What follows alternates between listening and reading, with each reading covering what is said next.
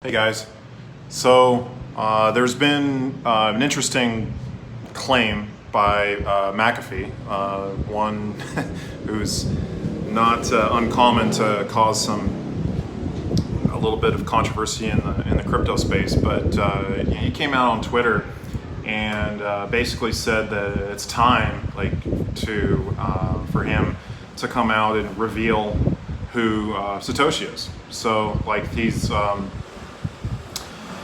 apparently, according to him, there's several insiders that do know his identity, but it's been kept kind of under the wraps for a little while. You can kind of see here, who is Satoshi? Mystery must end. First, it's not the CIA or any agency. World government is a collection of people. It is a collection of people, but the white paper was written by one man, who currently resides in the U.S. If he does not come forward with these narrowings, will continue. So that was April 17th. That was a little while ago. What was that, 5 days ago? There's been some controversy and stuff, and there was a little bit of humor too, because he came out and did that, and one of his top comments was is he alive? And he's like, he came out and, gosh, I'm gonna see if I can bring that up. It's not on this post. But he was just kind of openly mocking that person. But I think it's kind of interesting. I think if you're in crypto, this has been something, it's an interesting subject. There's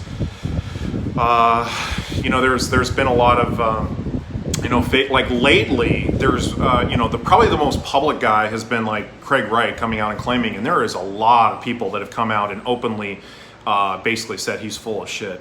When I first got in, was kind of looking into this subject, I want to say 2017, there wasn't as many people really talking about it. And I didn't really want to say whether, I thought, one person was Satoshi or not. I didn't really care about that, or not that I didn't care about it, but it's not really something where I have enough information where I can pass judgment. But one of the things I did like doing is I would listen to Craig Wright, back in 2017. I wanted to hear what he had to say. I mean, he has been in crypto a long time, so it's interesting to kind of hear some of his more technical analysis. But lately, I mean, he has just been going on the offensive. If you search on Bitcoin.com and everything, there's these allegations of there was an affair here, some lawsuit. He claims to have filed 666 blockchain patents. He's been anybody that comes out, there's an ongoing lawsuit against him.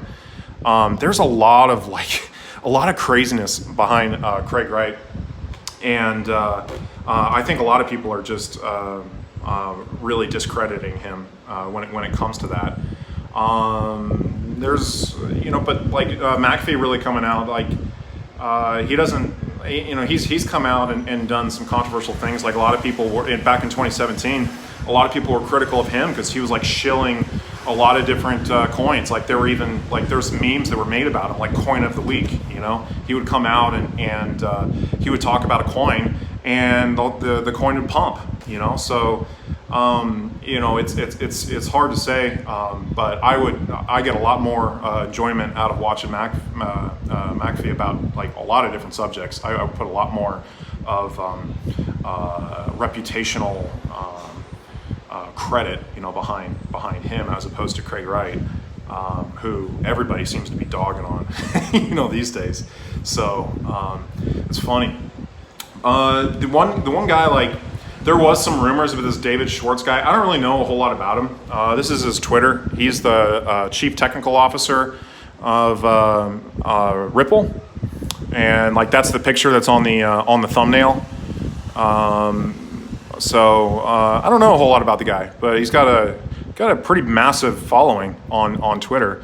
So it's interesting because I guess there was a rumor or something that was thrown around that McAfee came out and said that or something, and then deleted the comment. So I don't know how much validity there is to that claim. But I put another article I thought was kind of interesting. These are the top 9 infamous Bitcoin addresses. So this was, so you have like, this was the first wallet, which has 65, the Genesis address, which has 65 Bitcoin in it at the moment. And then of course, like a lot had been kind of transferred into a few of these other ones. The U.S. Marshals address, like this, the one, the infamous pizza exchange where 10,000 pizzas are spent for two Bitcoin. So you can go back and kind of track some of these transactions. I think it's kind of interesting. So I put that one in there. Look at that, 500,000, largest transaction ever, 500,000 Bitcoin, April 15th. So there's some interesting aspects when we're kind of looking at some of those infamous addresses. So I don't know. I mean, McAfee loves stirring up some controversy. So I wouldn't put it past him that he that he's in the know on some of that stuff, and perhaps we're gonna get some more information. But one of the things he was kind of saying is like it's a really interesting story, and I'm sure it is. So I'm as interested as anyone to kind of see some of the updates on that. So a few different people are kind of talking about it in my Telegram, kind of bringing up. I'm going to put the link to my Telegram group below if you guys want to come in and chat it up. There's been a lot of funny memes have been spread lately. So I kind of have like a focus on memes, because I think a lot of as opposed to like people coming in there and being like, hey, how's your day? Good morning, all that. Like I don't want any of that stuff in my chat. Like I want it to be more focused on like memes and art, like relevant articles and things like that. I don't mind a little bit of chatter, but if people are getting in there and just not, I don't know. There's also been like some personal attacks. Like I don't mind a little bit of personal attacks, like poking fun at people. Like I think some of that's healthy. Like I've been kind of a bully lately, on a few different things, but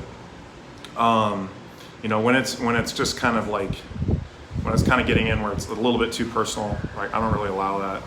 And I'll mute people or ban people or, do what I need to do to take control of the chat. But I can't always like monitor and police things because I'm asleep a lot of the times that my chat's like going crazy. So it's you gotta have thick skin, to get in there. But I also encourage a lot of people to, if you're a YouTuber, to get in there and post your vids. I want to support smaller YouTubers that are getting in there and trying to get in and doing videos on stuff. So I'm very supportive of that. As far as like the whole, Satoshi thing, like I'm not going to sit here and say I'm in the know on anything. I'm just kind of more just bringing it to the attention for people because I think it's really interesting. It's kind of a recent story, and we'll see how things play out. But McAfee is a very, very interesting character in crypto. So let me check on the chat a little bit. If Satoshi is revealed to be very bad for crypto, there's some truth to that. I think there's a personal safety element to it. Like there was a whole thing like when Craig Wright like came out and claimed, made all these claims and everything in the media.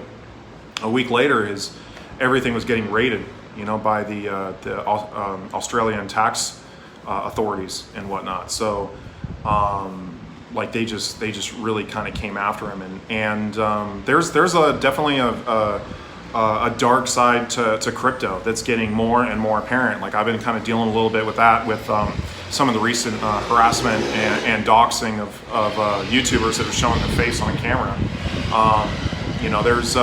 It's going to be a growing problem. There's a lot of personal safety concerns when you're dealing not only with the government but with other competing cryptocurrency platforms or projects, however you want to look at it. Another thing I guess I also wanted to mention is I put a new description to in terms of like supporting my channel, because like there have been some claims out there that that because like I came out and did a positive video on arbitraging, and everyone's like thinking, oh, he must have got paid or whatever. I was actually in a pretty good mood because the previous day was my biggest super chat day ever. I made like $200 on super chats, which was awesome. Like that's going to support me for like 2-3 weeks here in the Philippines with the cost of living. And I was having a lot of fun with a lot of stuff, that was going on in my Telegram and things like that. But I want to set this record straight. Like I've never been paid by a cryptocurrency platform. And if you go back in my history, you'll see that. Like people think that I was paid by BitConnect. Like I was making $1,000 a day. Like I didn't need to get paid by them. I was making so much on my own investment that was in the platform. So, and a lot of these other platforms I'm in, like I'm trying to be very objective when I'm getting in. However, if you're looking at a lot of the other cryptocurrency YouTubers that I've come out and really, publicly gone against, I mean, look at the #1 guy, DataDash. DataDash is a shill. Like he's always getting and accepting payments to do talk about different projects. Supoman's like notorious. There's been guys that have been talking about that. I was even dealing with a recent situation where there's like a guy I was talking to. I'm not going to mention his name, but he's a guy that kind of goes after a lot of guys for shilling projects or whatnot. And I was in PM with him, and he was explaining to me like, hey, you need to get rid of like these risky platforms you're supporting or whatnot, because if you're more like legitimate or whatever, you can make 20 to 40,000 a week shilling different platforms or whatever. Like I was amazed. Like I was amazed that it was coming from this guy. I was like, really? Like I don't need a whole lot of money to really live, here in the Philippines. And thankfully, I've gotten a lot of support from people, within my community. And I would like to continue to kind of to work with that. So I'm gonna work on like setting up like a Patreon account. Like I heard a little bit of rumors with that with. I think it was like Jordan Peterson, like, or maybe it was there was a few other people. I think that there were some issues or something with that. I don't know the full story, but it might be a way for even if you can, just a few bucks a month or something, like that goes a long way for me, and it adds up with people in my community. But like this was a little disclaimer I put. You can see it at the bottom of my channel. Help support my channel, the small donation. Send me a message on Telegram, Twitter, Discord, or even comment on my YouTube. Check my history since early 2017. I haven't accepted money to show crypto platforms, unlike many other YouTubers. This community support helps to keep my channel objective and focused on the most promising projects in the space. So that's where I'm trying to, keep my focus, like I've gotten into some risky stuff, and I've come out and basically said, the risky, like recently I got into some of the Tron DApps, because it seemed like every YouTuber was getting into the Tron DApps, and there was a lot of adoption in that space. It's still been really kind of exploding. Let's take a look. But, I got into Bankroll, I got into Tron Bank, and knew I was getting in late. I knew I was getting in late, and I lost money in both of them. I didn't lose a whole lot of money, but I didn't get like ROI on those. So, and I was trying to basically warn people. I was like, this is, it's a bit risky, but like the adoption's there. I guess Bankroll's still kind of plugging away. There's still some money in Bankroll, so it's not completely dead, but it's been going down a lot lately. But Tron Bank is dead, and a few of these other ones. But Credits is kicking ass. Yeah, I've been a few. What was it? Little Cryptipa from Cambodia. I encourage you guys to check out her channel. Like she's got a cool little channel for women. But she was mentioning that in my group. That was kind of the next thing. I guess it just launched or whatnot. But yeah. Credits is kicking ass. How the hell did you lose money in Bankroll? Oh, I just get in late. Let's take a look. Oh, well, I'm logged in. Yeah, I'm logged in. I didn't put in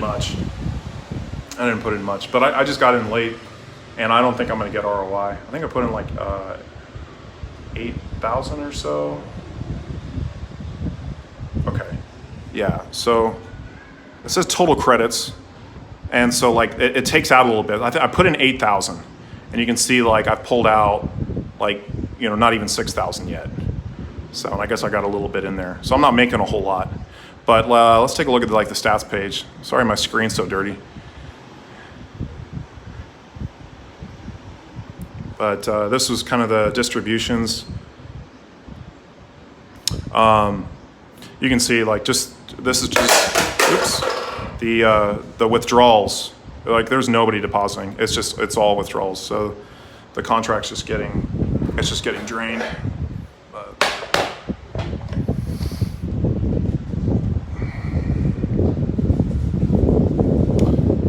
Got 100,000 Tron in credits.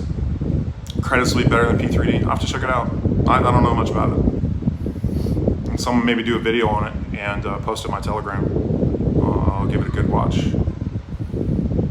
So, anyways, I didn't want to make this a very long stream.